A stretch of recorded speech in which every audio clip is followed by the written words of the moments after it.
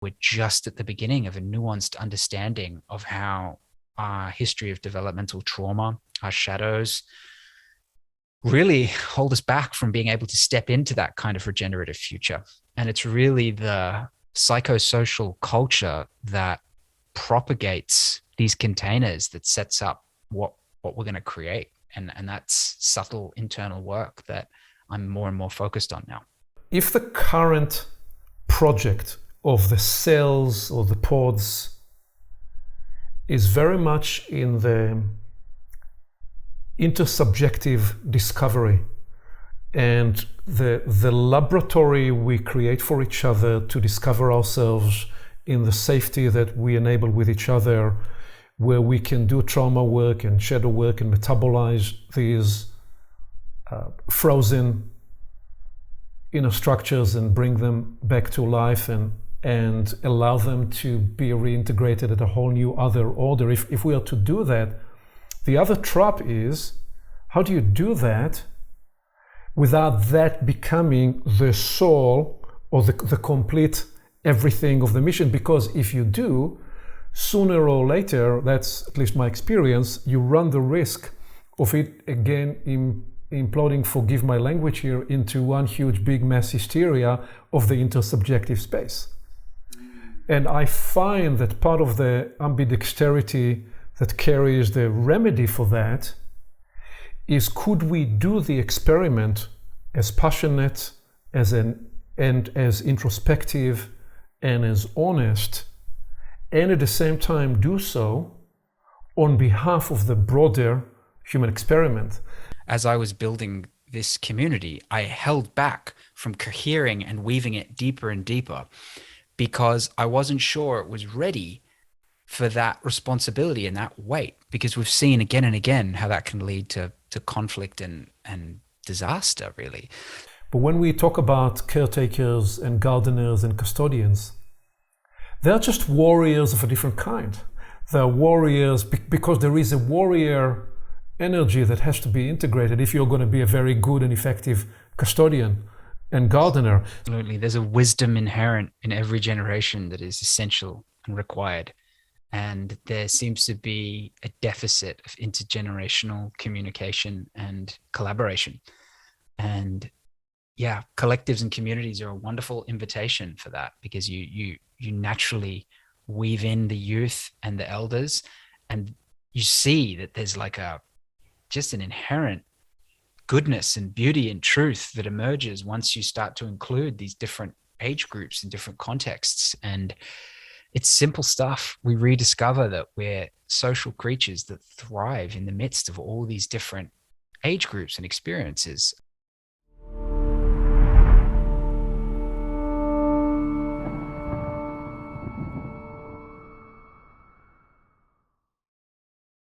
A propelling intuition that guides the Portals project is that there are people being activated now like sleeper agents from the future. They are tuning in to receive their signal, and they switch on to become operational in the unique, individuated and or collective way. They come from all backgrounds and they are showing up in all systems. One way we think about them is as next generation leaders. Today we are in conversation with Joe Lightfoot. Joe is a writer, podcaster, and a community weaver. He is the author of A Collective Blooming and the host of the Lightfoot podcast. In his manifesto and his book, Joe develops a robust and clear synthesis of humanity's predicament and why we are in so much trouble. He then describes a possible operating system for a transformative communal change. It is filled with potent perspectives that we want to explore today, including possibly touching on his recent blog post titled "The Liminal Web, Mapping an Emergent Subculture of Sense Makers, Meta Theorists, and systems poets.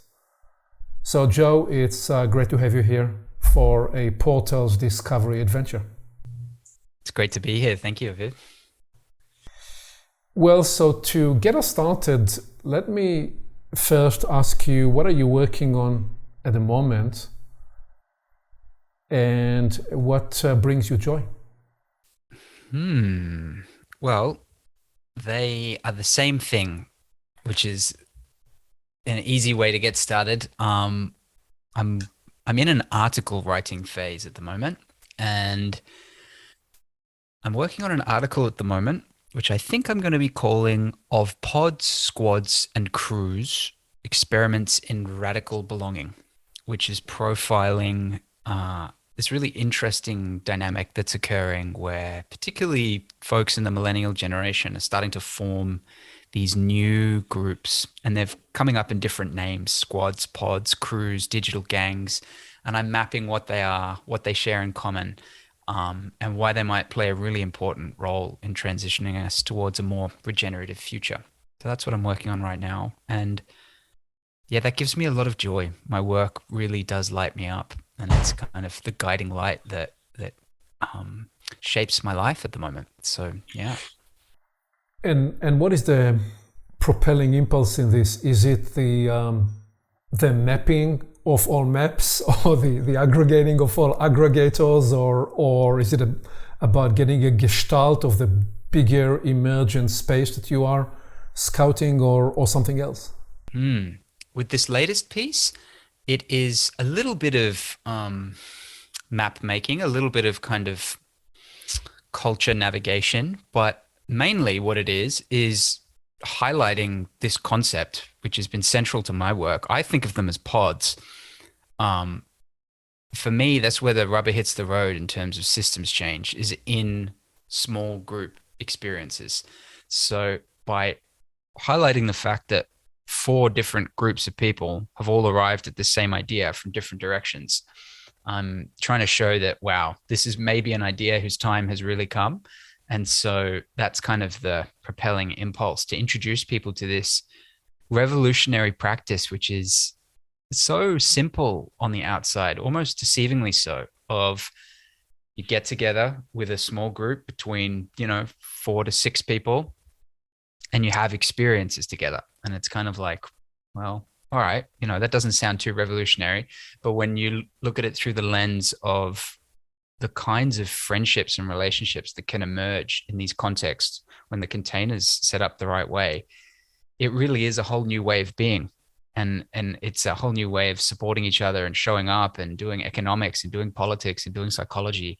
So it's a very subtle thing. It's quite hard to write about, but it's been an enjoyable process. And I'm kind of going deep into the lineage of kind of this long tradition we have of these groups that have existed before and what they've looked like in the past. One example is the encounter groups and the tea groups from the 1960s, coming out of Carl Rogers and predating him, some other institutions, and how our generation is picking that up and reinventing that based on the cultural context we find ourselves in, of kind of meta crisis, alienation, and a much more deeper connection to digital technology. Some of the roots of those groups and endeavors in the mid-20th century, curiously, they emerged after the Second World War, really, when there was the impulse was, not only do we need to rebuild the world, we need to rebuild the way we interact with each other. And some of it carried an idealistic impulse of the reestablishment of man. What is a human being? And there was, I don't know that there was so much a spiritual bent to it at the time. There was more humanistic bent, but idealistic nevertheless. But then if you go deeper, some of those have roots deeper, back mid-19th century, in those European saloons where they came together and did the philosophizing about the world. So these seems to have a recurring appearance. Certainly they are appearing now, as you're saying, in the context of this time and the generation that you are representing in a whole new context, because we are facing now a different kind of a world in crisis. Yes, definitely. And that fascinating moment in the 1950s, I think it was, in the late 40s, you point to, I think it was the National Training Institute, something along those NTL. lines. Yeah. And the fact that this very humanistic, cutting edge way of thinking and process emerged from such a institutional kind of like square almost 1950s post-war setting, and then turned into and sparked so much of the more kind of out there humanistic psychology in the 60s. That really fascinates me because we don't see that happening so much anymore. We don't think of these central institutions as setting up, kind of changing the culture in positive ways. So I found that an interesting bit of history. These really represented at the time one frontier, I imagine, of what was a little later called the human potential movement, and in my mind, the epoch-long individuation project where the story of human life was going through an important transformation. But we are jumping the gun and went right in the deep end, which is great. And what I'd like to do is actually do a whole trace through some of your finding and some of what you write, and probably circle back to some of these ideas. But still staying with something you've recently published, your post, the Liminal Web. What was the catalyst for that? Yeah. So that arose out of the last 4 or 5 years finding myself more deeply entwined with a particular network of thinkers around the world through the internet, largely through podcasts and publications, YouTube channels, and it really lighting me up in lots of different ways. And it hadn't really been mapped the way that I had been seeing it. It had been described in other ways as the sense-making web, the intellectual deep web, as opposed to the intellectual dark web, the emergentia, the meta tribe. So there had been some mappings before, but I wanted to trace this liminal web through a particular formation. I wanted to get a bit more objective with how I was creating the map and trace how there are a few different platforms that were at the heart of that. And they started to link up this different network of thinkers. And over time, that's kind of become its own community. And it's really unique. I wrote the piece for 2 reasons. One, to just kind of try and make sense of it and map it out and see, is everyone else seeing this the same way I am? And secondly, to invite others that haven't touched on this network to kind of join the fray, because it's very multidimensional, multi-perspectival. There's kind of libertarians in there, and there's kind of more Solarpunk vibrations, and it's a real mix. And that for me is holds a lot of promise for how we kind of navigate through these really polarized times. So yeah, it's been well received, and there's some momentum building around kind of further cohering what this means, and how do we build community in these kind of contexts online with people all around the world. And that's the other angle that interests me, of kind of naming the scene so that we can weave deeper communal ties underneath it, rather than just kind of consume each other's media, and maybe start something of a movement through that. Why is mapping so important? Why is mapping and naming so important? I think part of it is just because that's how the masculine part of and it's like, see it, map it. I can't help it. So I cringe a bit in that kind of masculine attempt sometimes. So I find it ironic that I find myself so drawn to it as well. But beyond that, it creates a container. It creates a kind of membrane. Something that I've noticed for community building is that you for it to thrive, you really kind of do need edges as to what is in and what is out, and having different levels of that at different stages. So for me, this is the impulse of creating deeper community. If we name something, we can kind of cohere around it. We can better understand it. We can criticize it, a large part of the article is actually pointing at the shadow of the liminal web. And I think you can only really do that once you define something. Indeed. So imagine the risk or the shadow of mapping is thinking that once we mapped it, we actually know what it is, or thinking sometimes taking the map for the territory. These are some of the obvious challenges or risks in that kind of exercise. Yeah, they're obvious, but they're also very subtle, aren't they? I think it's so easy to do that, to fall into the illusion that what you've mapped is some concrete reflection of what's out there. And I find that that skill of being able to hold many maps, dissolve them, combine them, compost them after a period of time is really critical. And if we don't do that, we run a huge risk of creating strange new hierarchies that maybe hold us back more than they propel us forward. So let's get just a little more grounded in your story. I think you were born in London, and can you weave a brief story of how you end up living in, I believe, Australia and Thailand, and just get us a bit grounded there? Yeah, sure. So my dad's English, my mum's Australian, and I went back and forward in my childhood between England and Australia.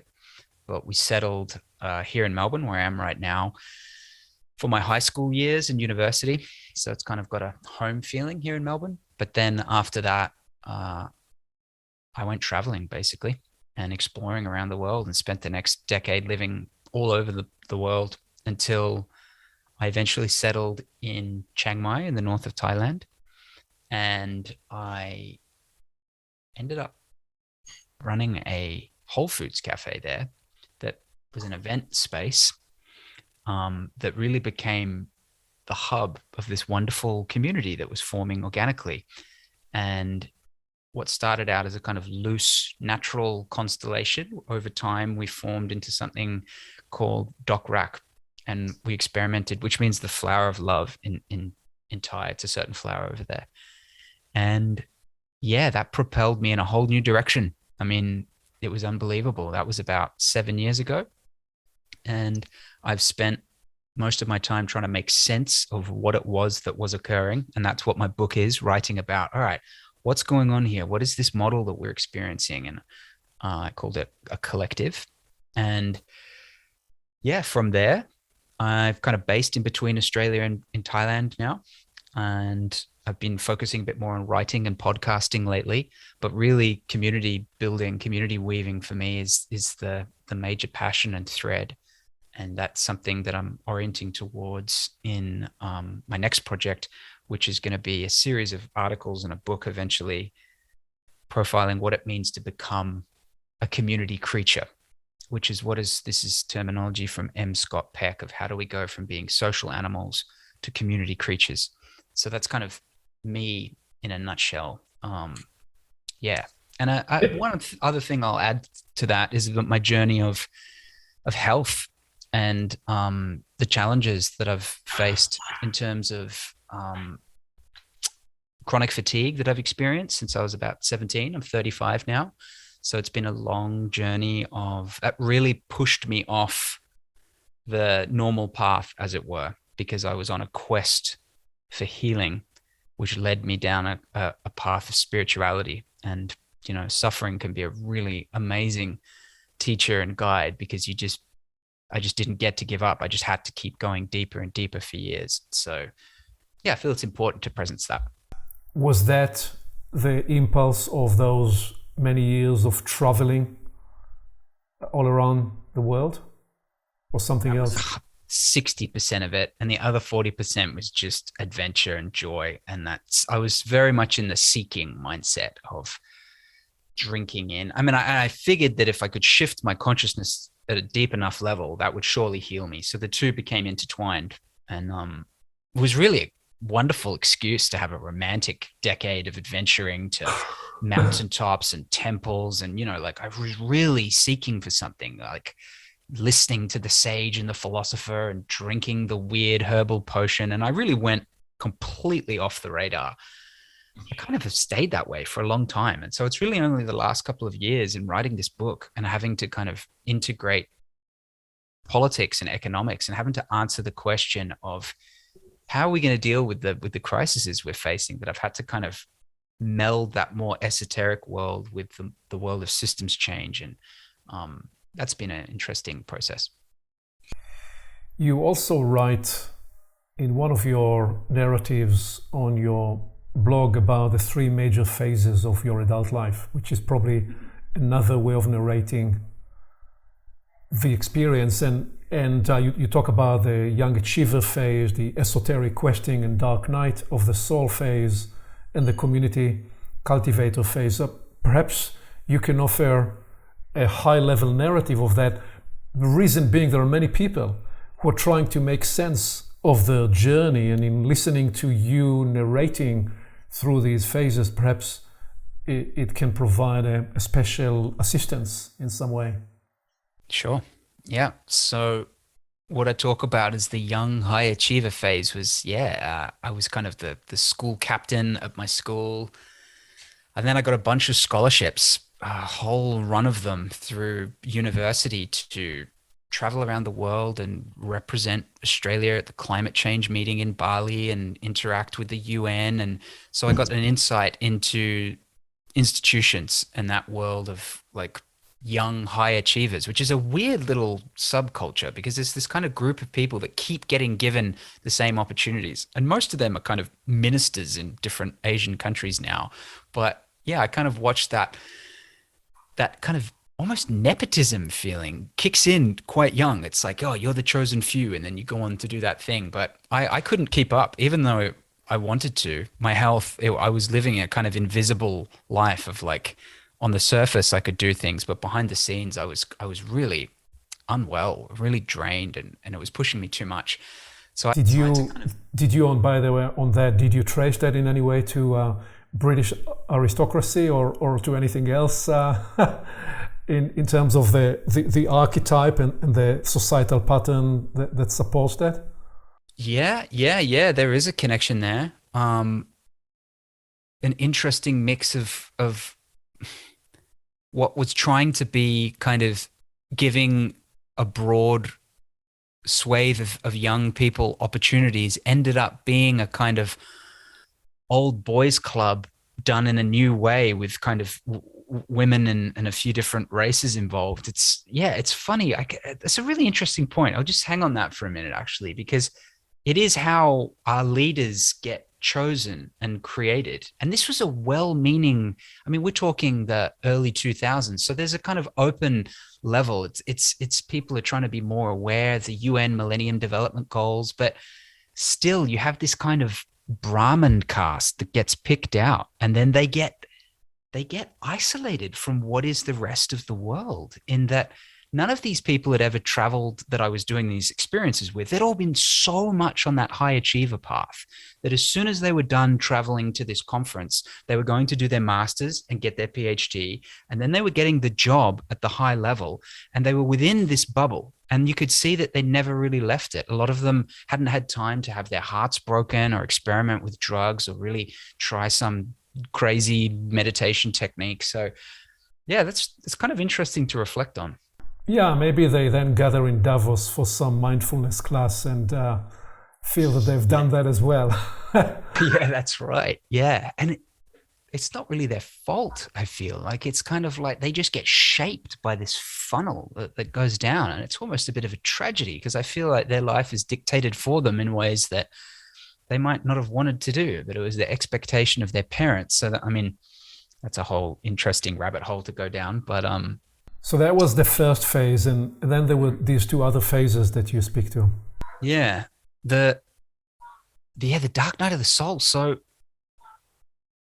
in between that, there was an incredible year where thankfully my father said to me, "Hey, stop stressing out and pushing yourself so hard. Clearly you're interested in philosophy and spirituality. Why don't you spend a year just exploring that?" And so that was amazing that he kind of gave me what I felt was the permission to do that and the support to do that, because that's an opportunity he never had. So I did. And I had this most incredible year. I went all around the world. I went to every continent. I went to the pyramids in Egypt. I went to Machu Picchu. I went to a mystery school in Central America. I traveled all around kind of different communities in Europe, and yeah, really switched on and really drunk deeply of the bliss and divinity. And I was wide-eyed and very following my intuition, and that was amazing. Following that, I tried to reintegrate back into the world, as it were, and really kind of failed at that, to be honest.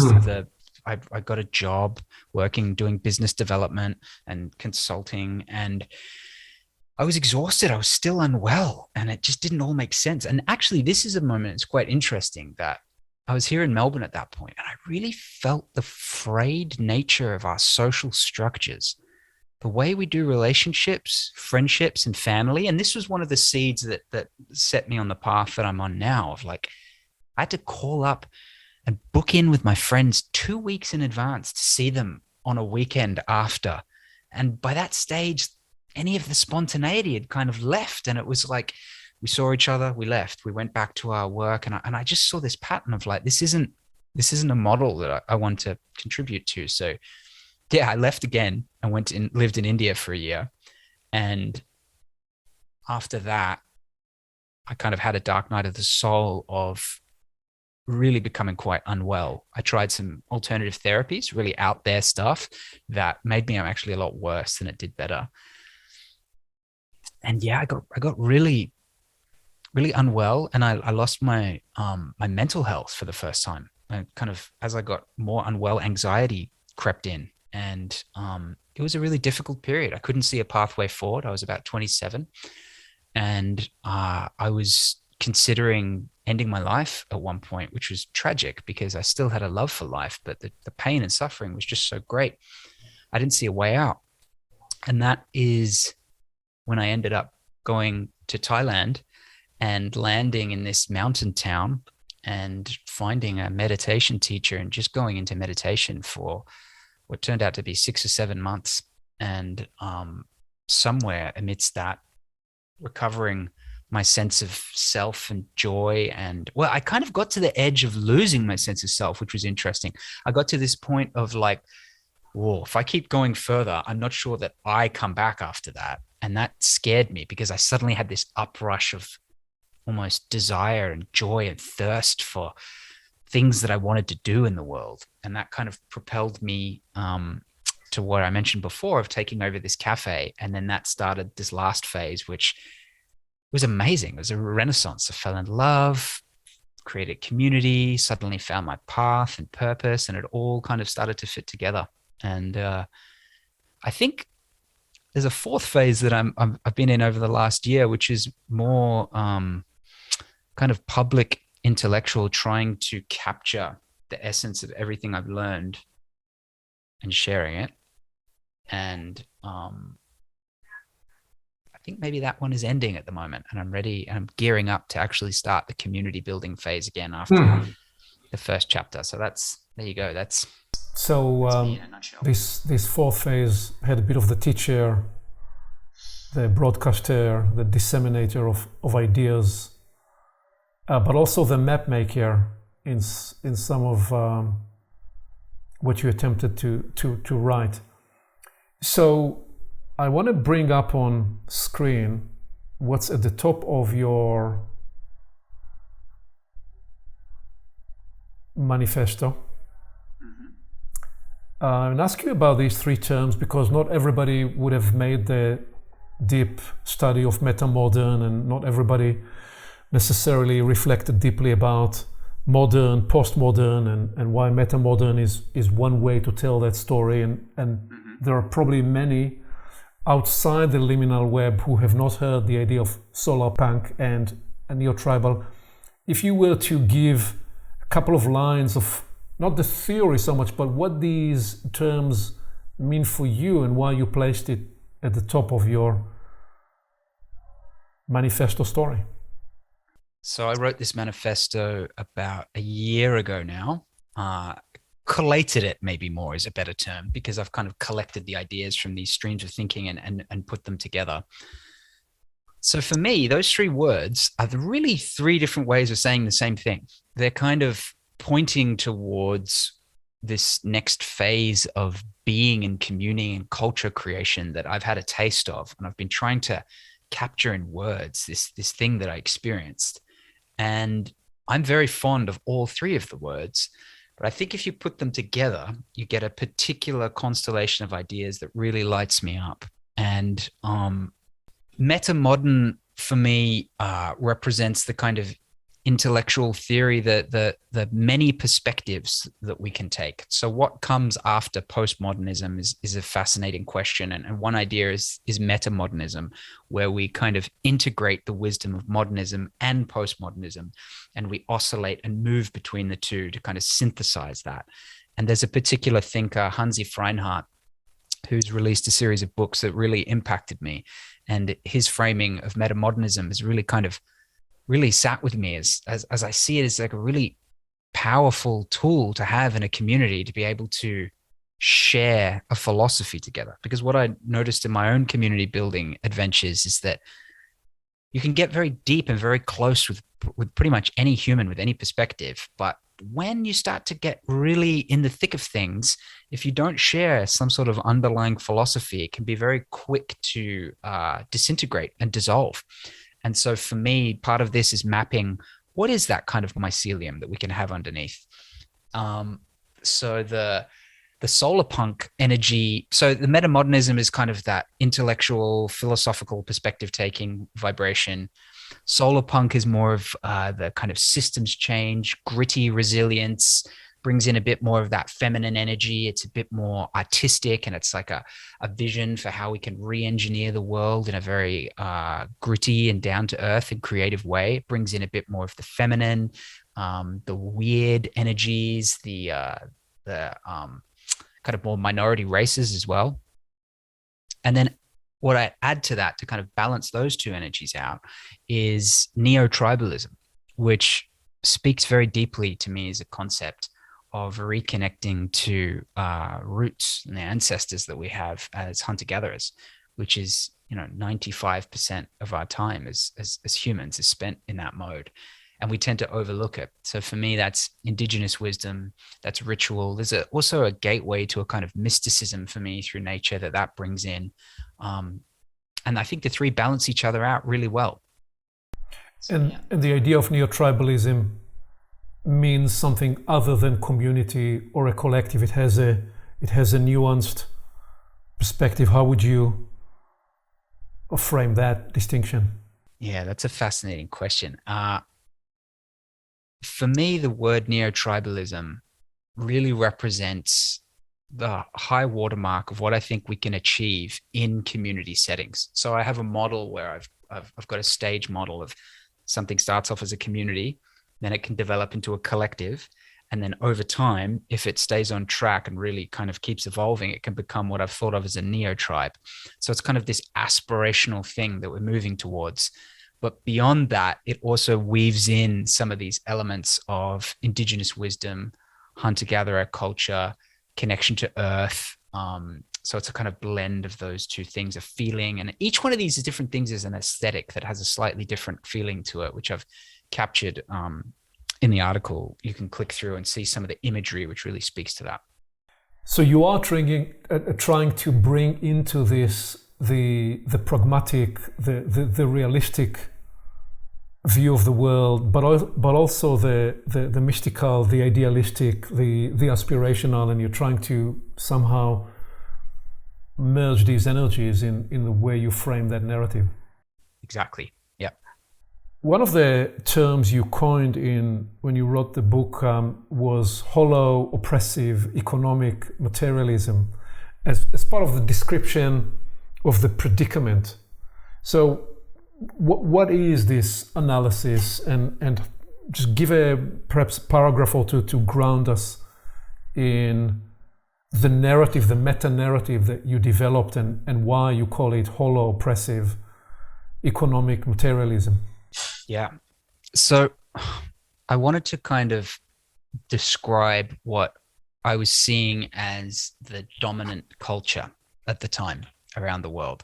So you can take many different perspectives. In other language, this is kind of the modern phase, or in spiral dynamics, maybe the orange energy.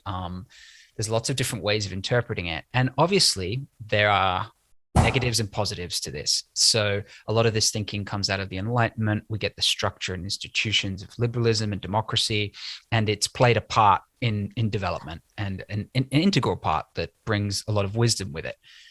But from this particular angle, I'm also describing its shadow side and what I see as the deficit that we're experiencing in the world. I feel that it's hollow in that it doesn't have it gives you false feelings. It's that kind of that dopamine hit that kicks in, but then it leaves you feeling a bit empty afterwards. It's the bright lights that draw you into Hollywood but maybe don't nourish you afterwards. So that's kind of what I'm pointing at there. It's oppressive in that it's based on a history of domination, patriarchy, exploitation, and we have a bloody history for the empires that are ruling our world right now. And that continues on today in different forms of capitalism, where many people are exploited in the name of progress. It's economic in that everything has a value attached to it. And if you can't sell it in a marketplace, then it doesn't really get ascribed the value that I feel it should. So our ecosystem is kind of just relegated as a resource to be used rather than valued inherently, implicitly, intrinsically for what it is. And then materialism, because it tends to preface and prefer something you can touch and you can feel. If you can't grab it, measure it, if it's not empirically observable, then it gets relegated to, and our feelings, our sense of spirit, our sense of love even is kind of given a back seat in that context. So that was my effort to describe this kind of archon, this kind of like gestalt that I've been experiencing, so that I can contrast that to a collective blooming, which I think is a kind of nourishing narrative that can balance that with more regenerative values and feelings. What you describe as a dopamine hit that leaves you then empty is practically the description of addiction. Because it always leaves you with needing to get the next cycle and the next hit. And in the sense of the materialistic, objectivist view of the world, the addiction is to forever ground yourself in something outside of yourself, that external so-called objective reality, as though that's the only real world there is, hence being divorced from an interior actuality where you, as you describe, well, we firstly really get nourished, and in a deeper sense where life originates. So that sense is perhaps what you then lead into when you talk about, I imagine, midwifing a new kind of regenerative culture whilst hospicing the old. Tell me what this poetic framing means for you. Yeah. So I think we need to be compassionate and understanding and students of history and sociology to make sense of how we ended up where we are now. And this idea of loving the system while you deconstruct it, I think is really potent and really powerful, because if you can understand the drivers and the forces that have led us to where we are, you can make better sense of how to change that. And so, not tearing and burning down the institutions that we have now, but making sense of them and embracing them to a degree and letting them run their course while simultaneously at the same time planting new seeds in an entirely new garden that will kind of grow alongside that. And then you have this kind of gentle transition process from an old world into the new, and you try and make that a smoother transition as possible and have compassion for why we've ended up in the situation that we have, and that people have been really, values and memes have kind of predated us and structured our lives in so many different ways. It was an insight I had along the way of like, how much is me is really me, and how much of me is just a reflection of the culture that I was born into and the ideas that I was shaped by, and having some compassion and understanding of that is critical. So you are awakened to revolutionary ideas and thoughts, but inside it there is a more compassionate or more feminine embrace of the revolutionary energy, one that imagines a transition that's not based in the destruction of the modern world, but rather one that's prepared to harvest the best of it and usher some kind of an evolutionary process that perhaps will not have to involve a complete destruction of the infrastructure that modernity brought. Exactly. Well said. I think we're on the same page, good sir. So then you write that you are truly inspired by the emergence of a truly regenerative planetary culture. And you're fascinated by the inner journey of transformation that seems to be required for each one of us to fully and truly show up for this system-wide metamorphosis. So that this is a very packed set of ideas. Let's slow it down and unpack a little bit of it. What is the sense of the emergence of a truly regenerative planetary culture? I mean, I think we're already sensing into it, but what else would you say when you describe it in that sense? Because in one way you spoke right at the beginning about smaller pods of 4 and 6 people, which, by the way, yes, goes back to indigenous cultures, certainly in some parts of the world where scarcity was not the driving influence. They could be in small clans, like in the Pacific Northwest of America. But say a little more how you mean in the current context, and what is this vision of a truly regenerative planetary culture? What comes up in you when you frame that language? Yeah, it's a reimagining of all of the systems that support our life. It's economics done on the blockchain with egalitarian principles baked into it. It's agriculture done in permaculture style and at organic local levels. It's direct democracy done in citizens' assemblies instead of the kind of broader politics that we have now, as well as, this is all both and. It's bioarchitecture that kind of reinvents the way that we engage with our built environment, and it involves a lot more biomimicry and a lot more of a respect for the substrate that supports us. The nourishing ecosystem underneath is kind of honored and seen for what it is, as the source of life rather than just a resource that we exploit. So these are the things that come up for me.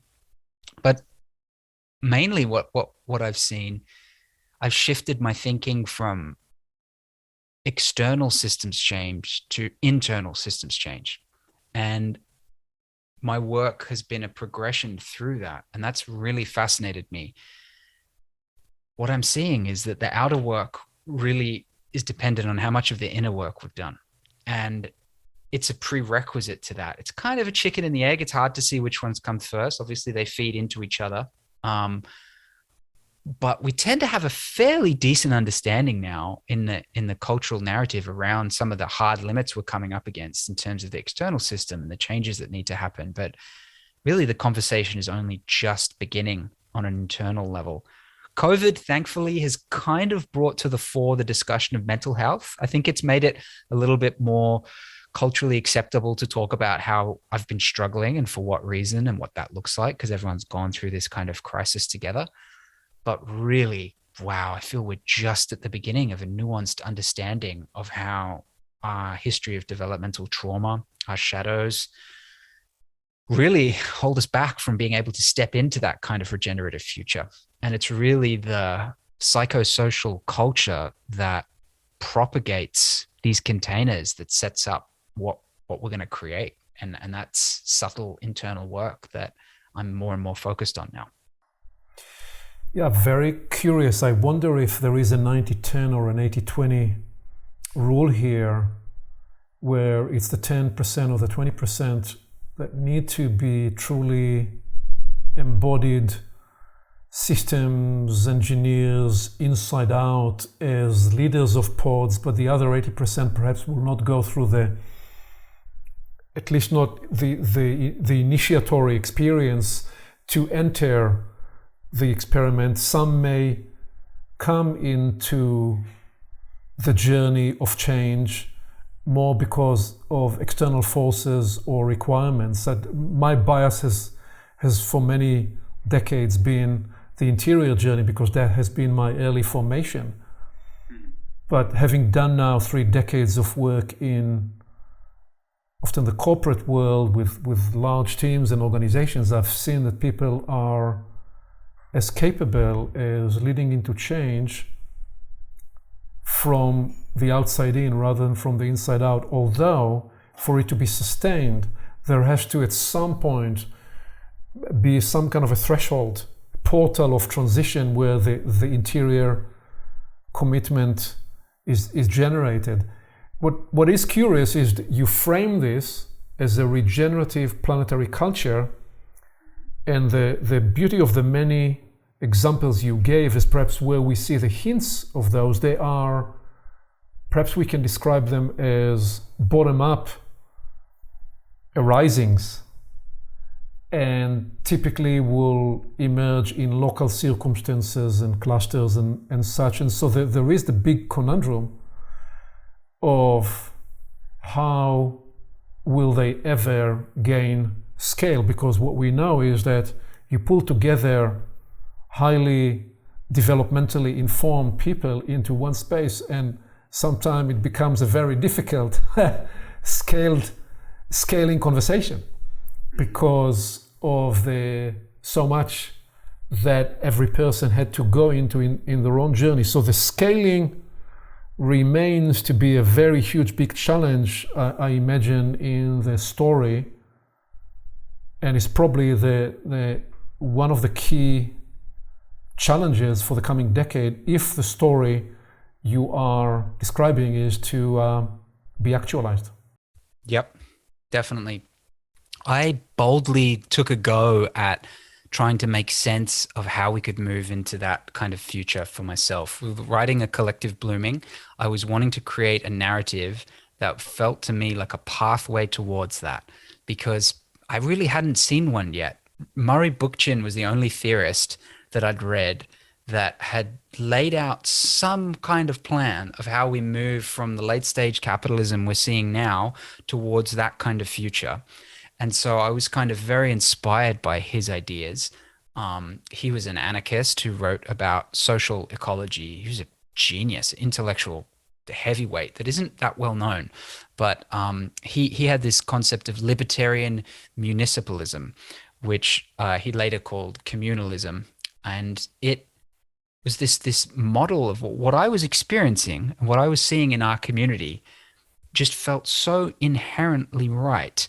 Of we have a deficit of belonging. We're alienated and alone in ways that we're often not cognizant of until we have the deep experience of community and realize that that's actually what we were looking for.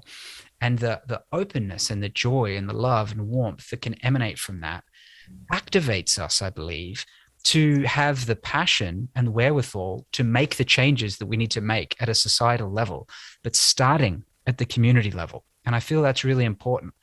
And if you can kind of imagine this is the collective blooming idea of a whole international kind of floral network of these different collectives forming in local bioregions and then linking up and creating its own kind of network and economy alongside what already exists and stepping into the new world that way. And that for me is one way that this could work. It's very idealistic and some might say utopian, but I don't think it's out of the question. And for me, it's really the most interesting pathway forward, because from that position, you can create citizens' assemblies and you can actually start to form a kind of a new polis, which is kind of the ancient Greek word for politics, that you can start to form policies, you can start to form culture, and you can start to run candidates in local elections and in the democratic process. And this was Bookchin's idea of that's how you slowly take over, by replacing it with a kind of bottom-up ground movement of people's democracy based around community. It's a bold vision, but it's one that still lights me up. Yeah. If we forensically scan the last 100 years, 200 years, probably the most remarkable community experiment and the most successful one against certain measures would be the formation of the kibbutz movement in Israel. And it deserves a whole other conversation, tracing what brought it to life, what were the success factors, what were I would describe it as the 5 elements. There was a missionary aspect, mission in the sense of needing to reclaim the land. So the mission element that was designed into it facilitated a strategy that protected the endeavor somewhat from the caught-up syndrome. The caught-up syndrome is whatever happens when we catch ourselves up to our vision and we don't have the next mountain to climb, which is what often happens when community endeavors implode post the moment of their highest celebration, because they no longer have something next to aim for. But perhaps we should keep this for another conversation. What I am interested to pursue here is, because the beauty is the way you're narrating this, you're saying there has to be an inner work component to enable these collectives. It really is the place where emergence is enabled.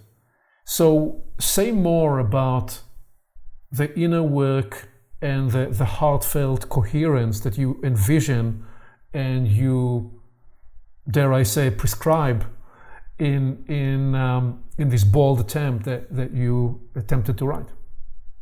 Yes. So I started out with the end goal with my work, with a book, The Collective Blooming. That I've now realized is the end point that I'm aiming for. When I wrote it, I thought that was the beginning point that then launches us into the next phase. But I realized that we're so far away. I've been humbled learning about myself and others in these contexts that even to inhabit the collectives as I imagine them, most of us, including myself, have a huge developmental journey to go on still. So I'm kind of a grizzled, humbled, slowed down kind of community veteran 6 or 7 years later after conceiving those ideas and realizing that there's a certain degree of openness, self-knowledge, experience, what I think of as fluid stability, these 2 qualities that I talk about in the book, of preparing us to inhabit these structures and inhabit that future. It's kind of, you could look at it like a software update that we need to do to be able to kind of run that system. And wow, that's a really humbling part of it that, and to be honest, I don't feel like a lot of activists really get to that. I feel they're kind of so pushing, myself included, towards the cause that when you really try and build something, and it sounds like you've had direct experience of this in kibbutz and in other contexts, you get initiated in a way where you see parts of yourself and others that you don't see until you've tried to create it. And the depth of that, wow, they really go back a long way, because we're talking about ancestral, civilizational patterns and traumas that we've inherited over generations. And there's this huge wellspring of collective trauma that Thomas Hübl talks about and touches on in his work a lot, that is waiting to emerge and be processed. We have our own individual journey with that, and then we have the collective journey for that. And what I've experienced is that when you create these new contexts of community, they're a window that allows for that energy to come up to the surface. And often they're not, the people running it, myself in this context, just aren't aware of that. And it hasn't been set up for that. So that can quickly be subsumed. This little window, this huge rush of energy that wants to be expressed and integrated and made sense of, can just tear these systems apart. So where I'm at right now is making sense of that in myself, becoming aware of a lot of the patterns that I didn't know that I was running that are driving me, and then trying to slow down and Mm. create contexts that are engineered for that, to allow for that volcanic energy to come up and for us to integrate it. So it's kind of like a hurry up slowly thing of, rather than like rushing out there and re-engineering the regenerative future tomorrow, which is what I thought we could do. It's about creating kind of humble, gentle, but sturdy, deep containers for us to do the inner work together. Because until we can kind of, I boil it down to this, until we can create the right vibes together, I don't think we're going to be able to create any kind of future that we're imagining. And vibes is such a, it's a 60s word. It rubs some people up the wrong way. But for me, it's the best we've got of what is that? What is that felt sense of being in this thing together? And it's subtle, and it wants to kind of sway like trees in the wind. And it requires all these skills that are quite hard to put into words and to master. A lot of them are implicit. And that's a slow process. The slower, deeper path is the path of acceleration. And you're describing, Joe, the ambidexterity that's needed in the sense of being, of stability and fluidity, and the sense of being inside a collective endeavor and being tethered inside your own developmental journey all at the same time. And there are perhaps many other such ambidextrous natures that are to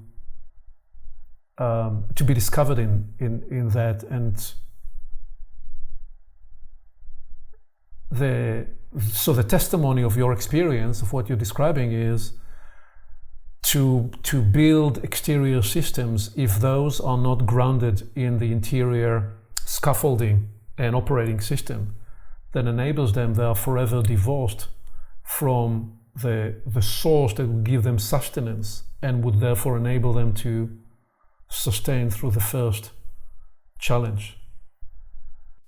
Yeah, exactly. I love the way you word it. And so just to give people that are just meeting me for the first time a bit of context, a lot of this experience and insight comes from this experience of running a community of 200 people for 7 years.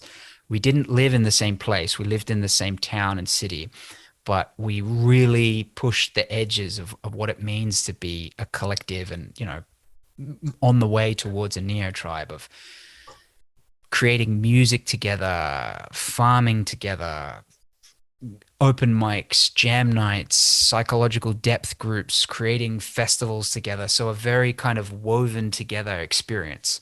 And it was through that I'm reaching these conclusions. So just to give a bit of context of where that comes from. And I mean, what you point to there, it becomes a very fine line between what is a cult and what is a community.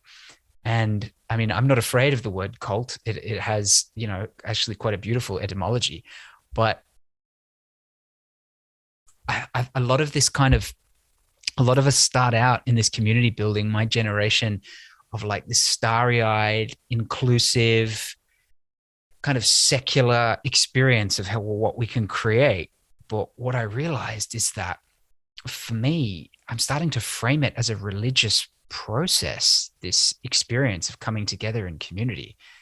And we kind of do need to weave those deeper layers in, but that's again where you need to really slow down, because if you don't kind of question the assumptions and the implicit ideas that you're bringing in through your spiritual lens, you can start to set up some very strange dynamics that we see happen inside of cults. So I'm trying to deconstruct what are all the different worldviews so that we can weave in the sacred in an inclusive way. But you can't completely denude the sacred of its power. You can't kind of make it this inert, all-inclusive force. By its very nature, it is kind of all-consuming and indescribable. And so that you start to understand why mystery schools exist and why these practices and these rituals have kind of at the center of a lot of religions over the years, and why they're essential, because they create a kind of a veil in between the human and the numinous. And I mean, this is really kind of edgy territory, because some of the language I'm using here might really trigger people. Be like, whoa, where's this coming from? And what's that talking about? And there's such a long history of weird experiments in terms of ideologies and religions and cults. But I can't deny that where I'm at now is rediscovering a sense of the sacred and the religious through kind of inclusive community structures that create a regenerative future. But how do we do that? So right there are two other ambidextrous natures to integrate. One is that we cannot hope to re-enchant the world and at the same time create new objective artifacts. We cannot hope to achieve one without the other if it is to be sustained, but unless we are prepared to actually enable those to come together, something will always be missing. Because the other risk, and that's partly the learning from the kibbutz experience, and by the way, my adult experience has been to do with developmental and spiritual inquiring communities that look to remedy all that the kibbutz failed to recognize, and that's a whole other story to go into some other time.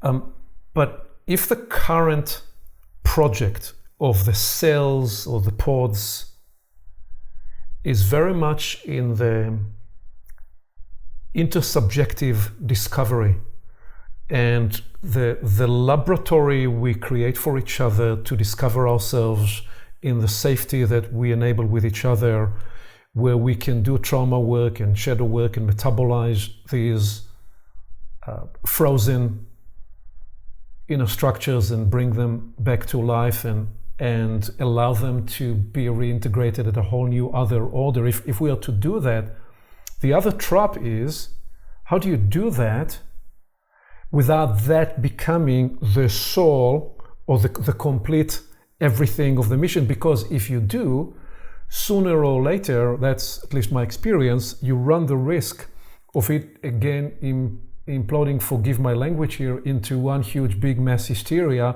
of the intersubjective space. And I find that part of the ambidexterity that carries the remedy for that is, could we do the experiment as passionate and as introspective and as honest, and at the same time do so on behalf of the broader human experiment?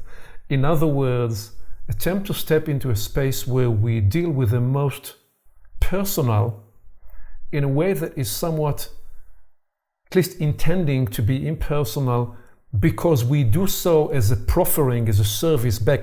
This is my idealism back offering into your idealism, in the sense that we are inviting ourselves and each other to do so as an offering back to the evolutionary process of the human species, or else this thing really runs into the impossibility of its inability to integrate these worlds together.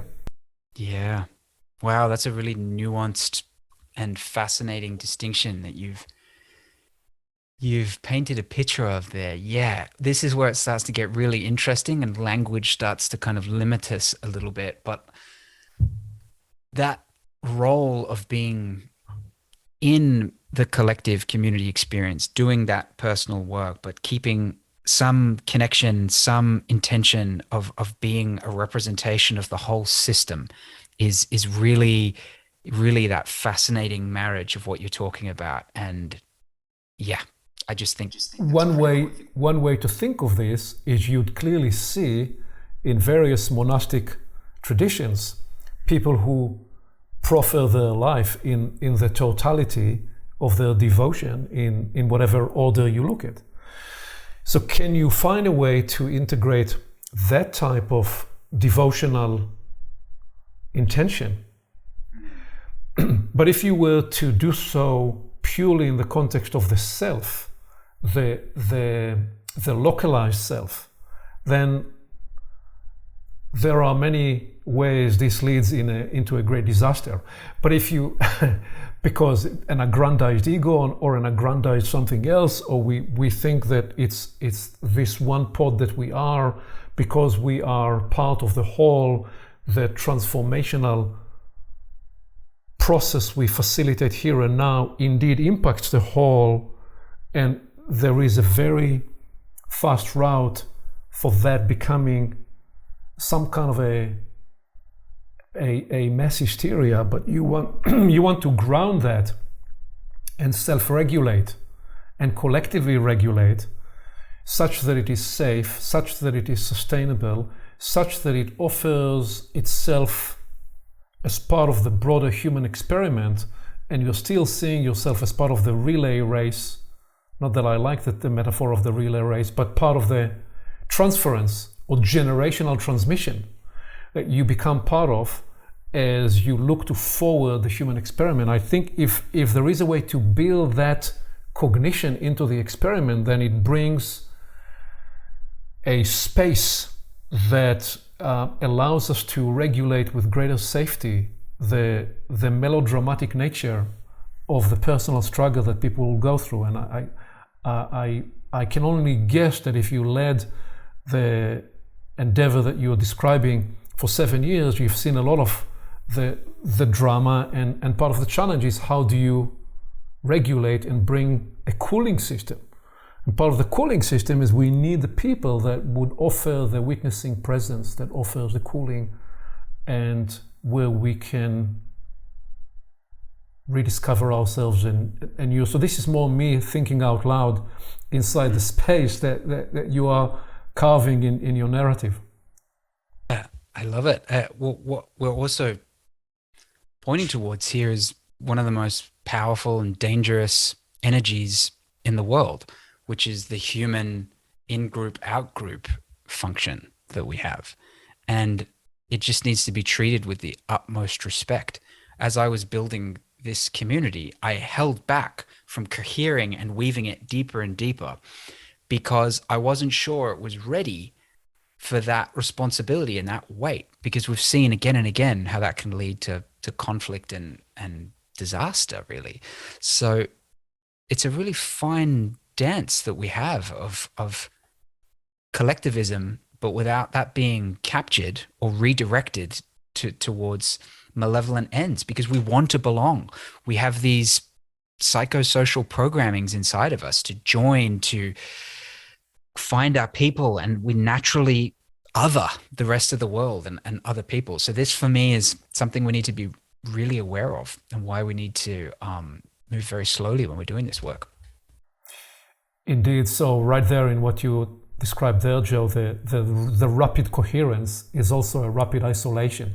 So how do you cohere and then introduce discordance and friction and expand the space again and again and again?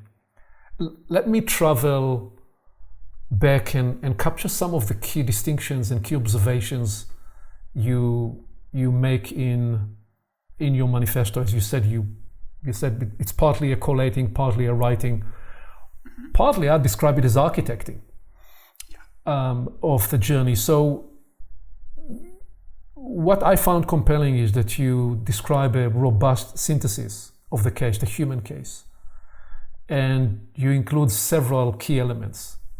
And so I'd like to visit a couple of those. One of which is, you say we need to recognize the limits, dangers, and sublime usefulness of developmental stage models.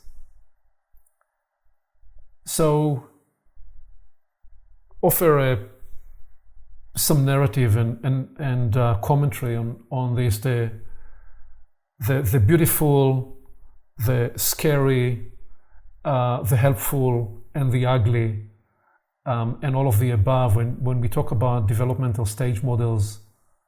And we kind of hinted on that when we spoke about mapping and naming earlier, but in the context of what you offer there. What is the dangers? What are the dangers and the sublime usefulness?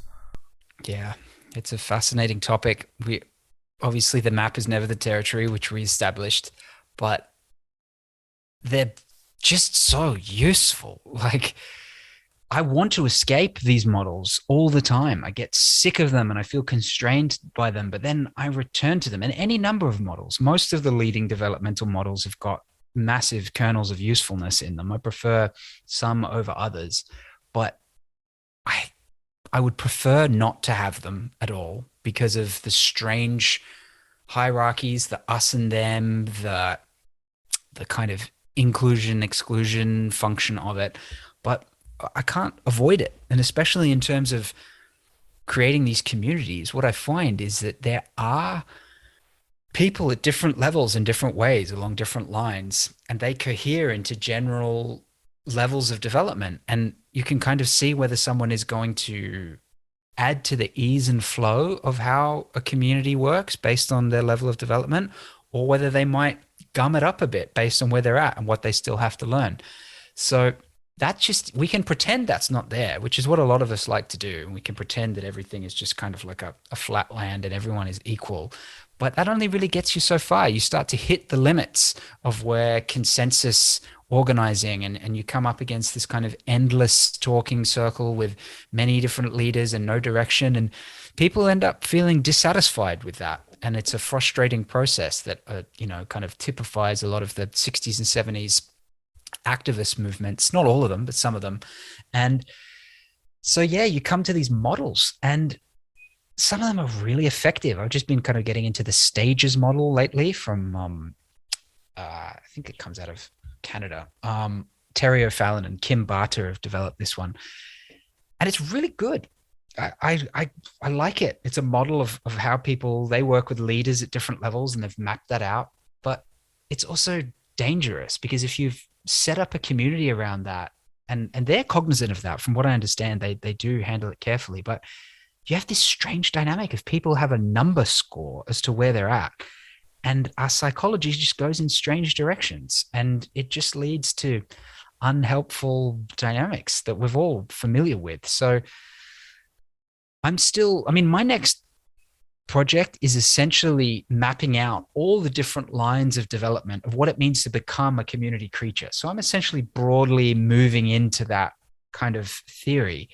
But I think I'm going to be a lot more vague in terms of whether people have got there or not. So I think we kind of just need to be artful in how we approach it. And I mean, in an ugly sense, it can be the fuel for a very autocratic, dictatorial contexts. And this has happened, actually. There's some examples. A friend of mine is engaged with a cult in Germany that has been using integral ideas to exploit, to pull people in, to create this us and them. I am the leader at this stage of development, so I can have sex with you whenever I want.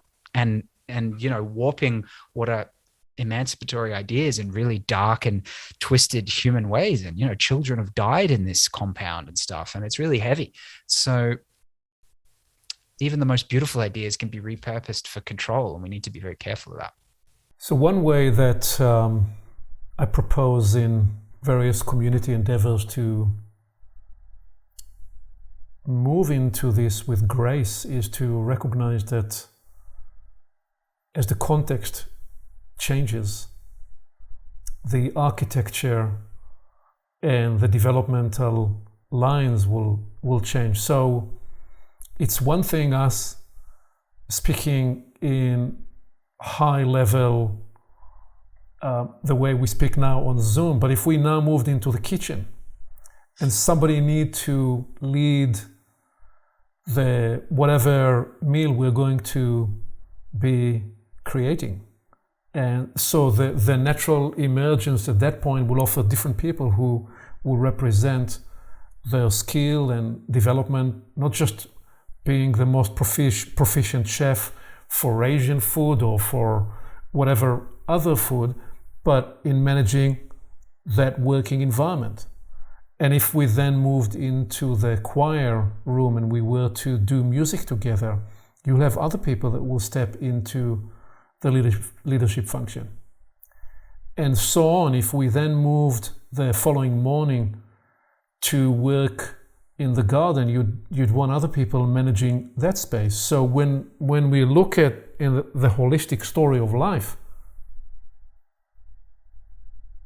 you could paint a dozen different scenarios where the different talent and the different proficiency and the different developmental stage within that particular domain will offer opportunities. The problem is we no longer live in these multi-faceted, multi-context settings. That is partly what was so interesting about the kibbutz experiment. They did live together, are still living together, still highly productive in Israel, even though we are past the idealistic time. And I don't know if we can call the current expression of the kibbutz what it was in its idealistic phase. But this is some of the technology that I would often at least narrate to escape the one-dimensional line, which is the capacity to intellectually frame concepts and ideas and hold space within that context as a way of creating a little more dynamic and multifaceted picture. Yeah. We've also just got to experiment together. We're just trying out, a lot of us are rallying against this top-down corporate structure that we've seen, this military structure that we're familiar with. And there's naturally a kind of push against that. We're trying to be more egalitarian, decentralized, inclusive, and there's wonderful experiments around that, holacracy and all sorts of, context-dependent leadership, like what you're talking about.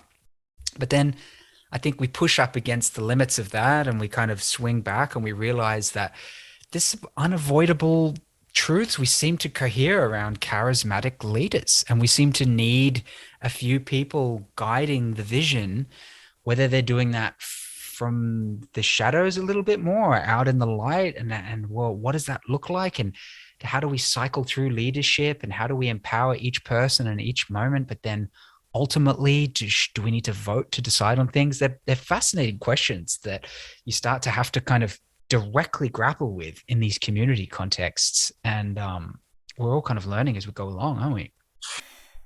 So if the project of the decade is discovering the operating system that will help us escape self-elimination as a species, leadership is one of the critical inquiries inside that operating system. And the next piece you write about plays, no pun intended, into what you just said, because you talk about the need for a playful stance towards life and existence, a playfulness that demands of us the gravest seriousness, given the ever-present potentials of unimaginable suffering and bliss.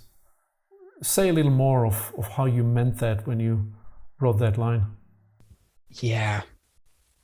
We need to have fun while we're doing what we're doing, or it's not going to last and it's not going to be worth doing, because we're asking ourselves to go up against a lot of our ingrained programming. Like this is quite challenging work to show up in these spaces and to lean in and to show ourselves. And so for me, the place to start is with fun, is with good food and good music and dancing and expression and intimacy. And that really, for me, I think is the fuel that can light a lot of these fires. It's absolutely essential. And that was a large quality of what I experienced. I mean, we had this context in northern Thailand of a lot of music and a lot of art and a lot of dance. And it's just great. And it's just enjoyable. And if you can start to light people's passion, I think one way we can use development in a really beautiful, so this wonderful dynamic that happens, that a community is the perfect context for us to discover our own skills and passions and joys, to try them, to offer them for others, and then to receive feedback and recognition and love and be received in what we're doing. And it's this wonderful cycle of, if one person has that happen, say they discover they're into stand-up comedy, they try it out, the whole community loves it, laughs, encourages them, they do it again, and suddenly they're standing in their power and they've found a sense of leadership in themselves. They can then offer that back by then encouraging the next person. And it's this wonderful feedback cycle. It's just so much fun. And, there's an element of self-interest, particularly in our culture, but in us as humans as well, of like, why am I going to show up and put energy into this thing? And that can be a really nice first invitation, because you're going to get a lot of good feelings and a lot of joy and a lot of development out of it.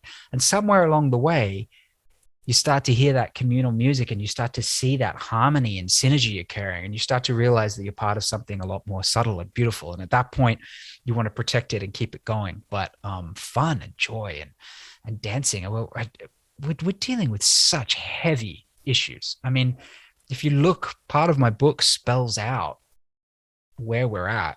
And I've written some other articles that really detail some of the very grueling statistics we're dealing with. How can you not have an existential crisis when you look at that? If you don't, there's something wrong with you. So what do you do with that grieving in that mourning? You need to find people to cry and love and laugh with. And we've got to kind of joyfully skip into this new future together, cognizant of the fact that there may be some really dark times. But if we can do it together with a song on our lips, then we have a much greater chance of weaving our way through the maze, In your whenever possible section, you use what I would describe as a coded language when you say move quietly and plant things. What do you mean by this phrase? Yeah, I forget where I picked that up from. Maybe it was my friend Jason Fox.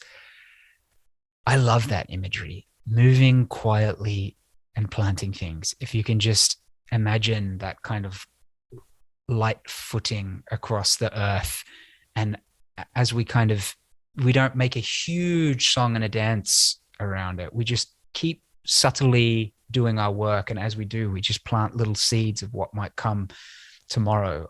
For me, that encapsulates how I'm choosing to move through the culture at the moment. So that's one of the qualities of the new kind of leadership. One of the ways the new archetype of leader will show up. You don't always have to be the center of attention, the center stage. You can be somewhere at the back or go ahead of everybody else 2 mornings or 2 days before without them knowing, and plant things for them to find the following day, to believe that they have discovered without them knowing that you planted something for them to find. Because actually what you want is the unlock energy that is going to be released when people find whatever it is they need to find next. And it's not about you being seen to be the one who planted whatever it was that they found. Exactly. That's that sleeper agent idea that you spoke to at the beginning of the discussion. But, it's hard. In some moments, you want to be recognized, especially when you're doing community development work. You put in so much of yourself. It's all consuming. It's very, very intensive. I've found that to be effective, you kind of need to not be in the limelight a lot of the time and empowering others and kind of behind the scenes. But that can leave you feeling a little bit underappreciated, especially when you're not paid for what you're doing. And there's naturally part of the ego that rises up and says, hey, I want some recognition for this. So I think there's also rituals and practices that we need to do. So a big part of this is that I'm learning is just understanding the parts of being human that we don't like to look at or talk about a lot, which is we all want status, we all want power, we all want sexual opportunities. And that doesn't need to be a dark thing. That just seems to be what's rising through us as primates and social creatures. So how do we embrace that? How do we have a ritual that says, hey, this leader has been doing amazing work, undersung. Let's celebrate them. Let's honor them. Let's fill them up with joy and recognition in this moment in a way that doesn't overly inflate their ego, but really leaves them feeling nourished. So there's a rawness and an authenticity that I want to speak to that kind of flies in the face of a lot of the more spiritual, new age, like spiritual bypassing, like religious culty vibration, where you never really speak the truth of what's going on. And part of my work is trying to bridge those two worlds. Indeed. And so all of these are some of the heuristics or the algorithms to be written into the new operating system. And one other key sentiment that you frame is when you say, remember, we're no longer overlords. We're caretakers, gardeners, and custodians that aim to reduce suffering for all sentient beings. And how did you mean that? And what was the inspiration for that sentiment? Yeah, shiver of energy down my back when you mentioned that to me. It's an idea from Tyson Yuncker Porter, this kind of indigenous sense of humans as custodians. So clearly we have some incredible capabilities that aren't seen in other parts of the natural world, but learning to see yourself as part of a biosphere, as part of nature, not separate from it, and the role that you can play, literally the role Aborigines used to play in the systems here in Australia of setting fire in certain areas where certain seeds would come and being able to reshape nature in a way that allows it to flow in a more life-giving way. And seeing ourselves in that role is really, really humbling, but also really beautiful. I feel like a pride in that. It's not like a belittling. It's like a very sacred role that you can play. But a lot of us, myself included, have a long journey back to reconnecting to our ancestral, indigenous, and ecological roots, because we're creatures of hollow, oppressive economic materialism. That's what I was raised in. That's what I was kind of enculturated with. Part of what I'm experiencing as you're describing that is again the ambidextrous quality, because right there, and I didn't see it when I read that phrase initially, but when we talk about caretakers and gardeners and custodians, they're just warriors of a different kind. They're warriors because there is a warrior energy that has to be integrated if you're going to be a very good and effective custodian and gardener. So that's where you say you don't want to lose that energy. You just want to integrate that energy in a whole other different inner cosmology, where it is not lost, but rather it is purposed differently inside an updated map of meaning in your wirings, where you are serving a cause or a purpose in a way that's very different to how perhaps that energy would be used in an earlier developmental stages or earlier back in time. Yes. That's part of what I'm experiencing. You then lead into perhaps when I went through the script, this was the one I highlighted and bolded, because you said we need to recognize we only have 10 years to save the world, but it's going to take us 100 years to do it, which is again the way to accelerate, is to slow down and to go deeper. But explain that to me, because how you are wired in yourself about this idea, because you're clearly painting there the coming decade, and part of what you envision is the cruciality, the criticality of the coming decade. Yeah. I mean, really, for me, the major urgency there is climate change and the limits that we have to respect. And really, we need to go into a full-on wartime footing of re-engineering our whole industry to deal and adapt to what's coming. And so we need to do that quickly. There's no two ways about it. But it comes back to what we were speaking earlier, of that exterior change is often a reflection of an interior shift that happens. And that process can't be rushed. That needs to go at the speed of trust, which you need to build slowly and carefully. So there's an inherent tension in this work that requires, a lot of patience and understanding to be able to sit with, because you see tragedy around you, but you realize that rushing towards it isn't necessarily, in attempting to assist, it may actually make things worse. So there's a kind of quietly sitting still and doing the work that we need to do, and just taking it one step at a time together, undoing the knots. So asking the same question differently, if you were to describe it as an opportunity, Because part of the challenge for us when we talk about those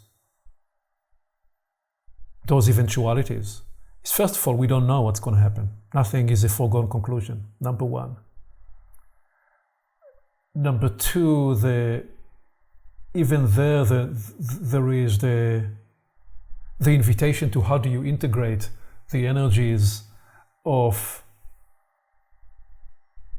all the self-eliminating scenarios that you can run in your head. How can you integrate that doomsday scenarios and be positive, forward-looking, not just on behalf of yourself, but on behalf of next generations. For me, on behalf of my granddaughter, I cannot afford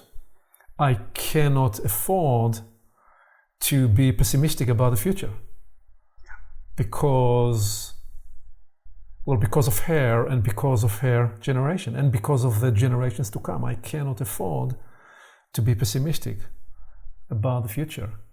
So therefore, I will ask, as we begin to approach the last few inquiries for today, so what is the opportunity now? Right? We are doing this conversation very early in 2022. What would you say is the opportunity, the big opportunity right now? I have been lucky enough to have a little taste of what I feel the future is. I've lived inside of eco-designed bamboo domes. I've eaten organic food grown by my friends. I've lived inside of these communal structures that we're talking about. And it feels absolutely fantastic. It fills me up with a sense of hope and joy and purpose that is very difficult to put into words.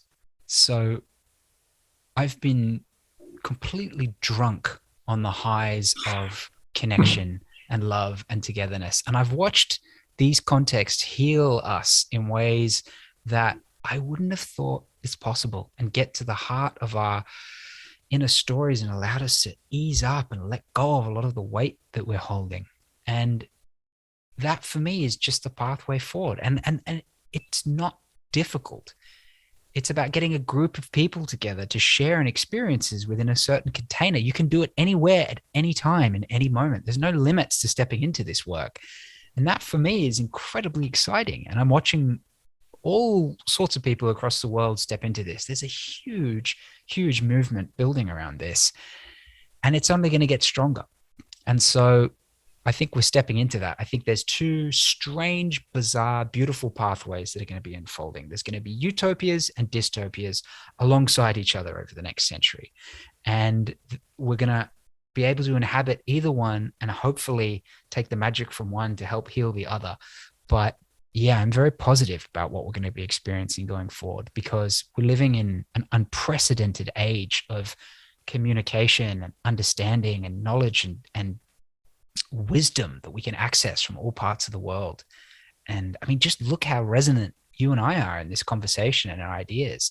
And there are so many different people that I'm connecting with like this. So yeah, I remain positive and excited for what can happen. Do you have, Joe, a generational awareness or a generational comment about this? And I'd be revealing an explicit part of the Portals project is the sense that there is a generational merging and interdialogue that needs to happen. And when I talk about generational, I mean all generations.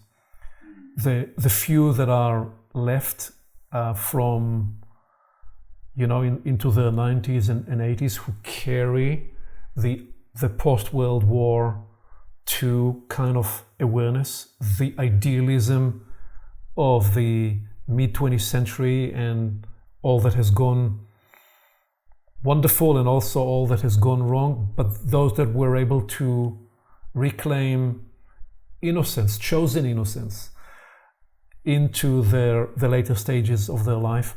The generations that following them, I include myself, the 50s, the 40s, the 30s, and the generations to come. Because what I see is I mean, this is me answering the question I asked you, but I'd be interested in how you respond and comment to that. The complexity of the problems on our collective table are such that no one person, no one generation, no one group of people, I believe, will be able to address those complexities. We need all generations at the table in the conversation. Absolutely. Absolutely. There's a wisdom inherent in every generation that is essential and required. And there seems to be a deficit of intergenerational communication and collaboration. And yeah, collectives and communities are a wonderful invitation for that, because you naturally weave in the youth and the elders, and you see that there's like a just an inherent goodness and beauty and truth that emerges once you start to include these different age groups and different contexts. And it's simple stuff. We rediscover that we're social creatures that thrive in the midst of all these different age groups and experiences. So yeah, that's a big part of the way forward for me as well. But there needs the more nuanced part of that. There needs to be a respect for the wisdom that each generation brings, and it can be difficult. I'm experiencing having a generation underneath me for the first time, kind of coming into adulthood. And it's easy to just assume that they don't know what's going on because you've just been through that. And you're like, I didn't know what was going on 10 years ago. What are they going to know? And that's a blind spot that we all have that must get more intense as you get older, of just like, gosh, they're so young. What could they know? And it's hard. It's an easy way, because there's truth to that as well, because you do really not know anything until you grow up. It's incredible. But at the same time, there is this magic that each generation has. And what I'm enjoying with the millennial generation is we're coming of age. We're in our mid to the late 30s now. So it's like, we're kind of here. We're kind of building things. And I'm very fascinated in what I'm seeing emerge out of that millennial consciousness of this kind of, we were kind of steeped in 1960s humanistic psychology. That's what our parents that was the background. So we have this innate understanding of what that is. It's naturalized inside of us. And that leads to very inclusive and caring contexts that kind of preference the heart and the inner experience. And that's a really potent and beautiful thing that I think our generation offers up. So what's coming up for me is to run a little experiment. I've never done this in a conversation like this, but it's a practice, which is to ask you to synthesize the integrated essence of your experience into a brief. An imaginary 24 or 25-year-old that joined our conversation now and just parachuted into this conversation, and you were to offer a brief of do's and don'ts or some guidance in whatever language you turns up in you, which is you speaking from that impersonal, eternal, so to speak, wisdom that you've been able to capture, and they ask you, so I'm earlier in the journey, I'm embarking on my own quest, I'm trying to understand my purpose in life. I mean, literally, I've had a conversation 2 days ago with somebody your age or a little younger, and it was all centered on the purpose journey. And you were to synthesize all that you have learned into a brief, and you'd say what? I would say trust the process, that there seems to be these inherent and beautiful natural unfoldings to our journey, that if you listen to the intuition or the inner voice that's directing you towards what you're passionate about, what is it that really lights you up, and you just keep moving towards that, naturally over time you will gather the experiences that lead you on the path that you need to go down. And it's a slightly unsatisfying answer, because it's kind of what a lot of the older sages say. But until you've been through it, it's hard to kind of really see how that works. But if you just let go, the path emerges before you. And all you need to do is follow your bliss, in the words of Joseph Campbell, of what is it that's really lighting you up. And my little extra sprinkle on top of that would be seek out community experiences and lean into them and co-create within them. And you may discover that you are missing something that our culture really doesn't value yet, and that might be the most precious thing that you can find along the path. Yeah, beautiful. And may I ask a follow-on to that?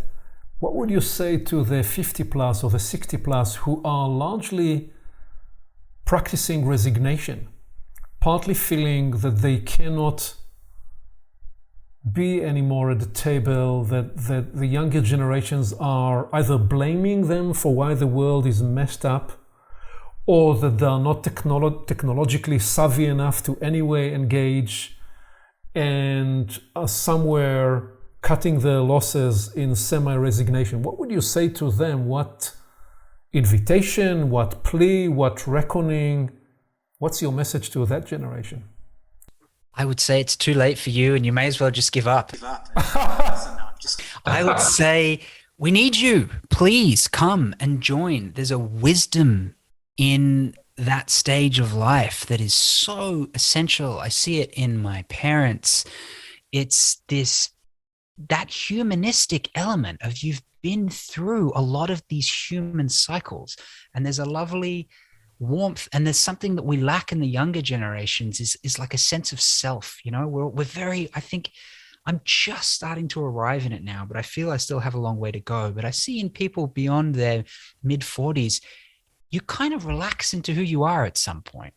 And that is such a powerful and potent wisdom that can complement the innovativeness and the exploration of the young who are going to bring in the new energies. Because often what we're looking for is that connection to our own self. And if we can be around that and that can be modeled, we can learn to love ourselves a lot more quickly and easily.